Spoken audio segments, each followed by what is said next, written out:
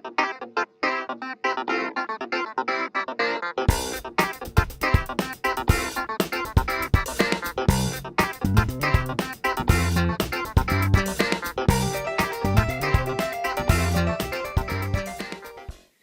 my name is Miles Wallace, and I would like to introduce you to my game World Order.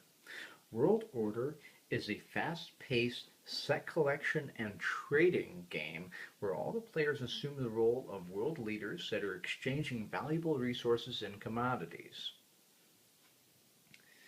Now you can see some of the cards right here. Really got a lot of diversity in the cards. It plays anywhere between 5 to 8 players, and honestly the more players that you have the better. And it plays in about an hour and a half. Let's look at how the game plays. The game is a trading game. So on your turn, if you are the leader for that particular turn, you are going to offer up a certain number of cards for trade. So I'm going to offer up 2 of these mobile homes right here. Then every other player, if they want to, can offer a card in exchange. So this person right here is offering a food.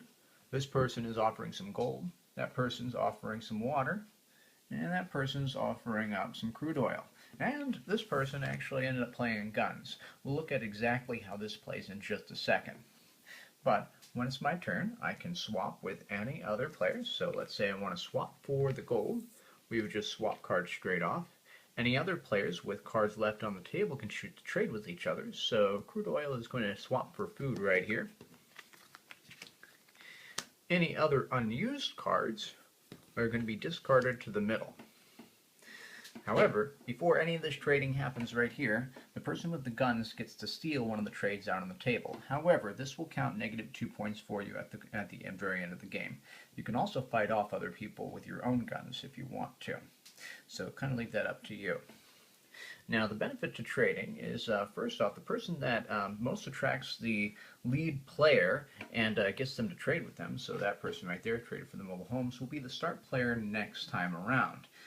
And then, in addition to that, everybody who offered a trade, whether it was accepted or not, gets to draw 1 card from the middle. So you're always getting kind of a constant supply of cards, provided that you're being, a good person and a good world leader and generally trading with the rest of the world. Let's look at some of the cards. Right here we have the consumables right here, which is food and water.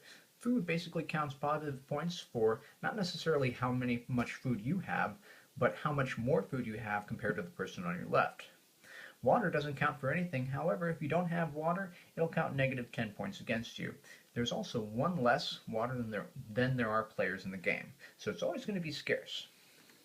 Then we have our rare commodities, which are diamonds and gold in this particular game. Diamonds are always worth 3 points right here, but gold, whoever has the most gold is going to set the majority for each, or set the value for each individual card. Let's look at energies right here. Energies are useful in two different ways rather, in that they will both score you points and allow you to build products, which are probably going to be your main source of points throughout the course of the game. In general, the way that products are scored, you'll score 10 points in this particular case total, and then if you're the minority, so you have less mobile homes than any other player, -5 points per mobile home that you have.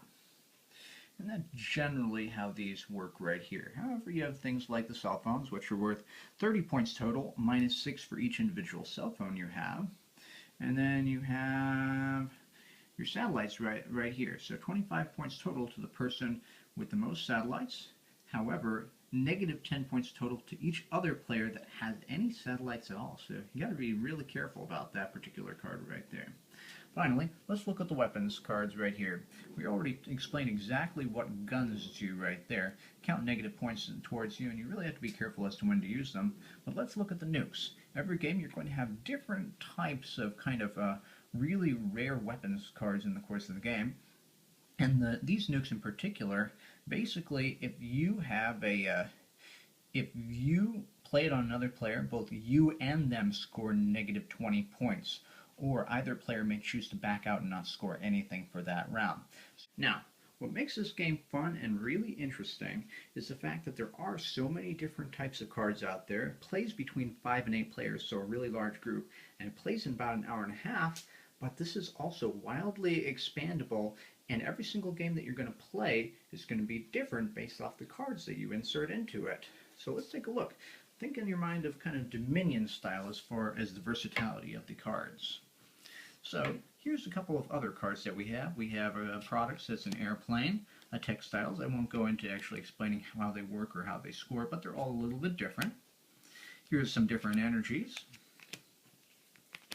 And here's some rare commodities. Ooh, that looks good. That's silver right there. And then there's a silicon right there, as well as some weapons that would take place of the nukes during the course of the game. You're always going to have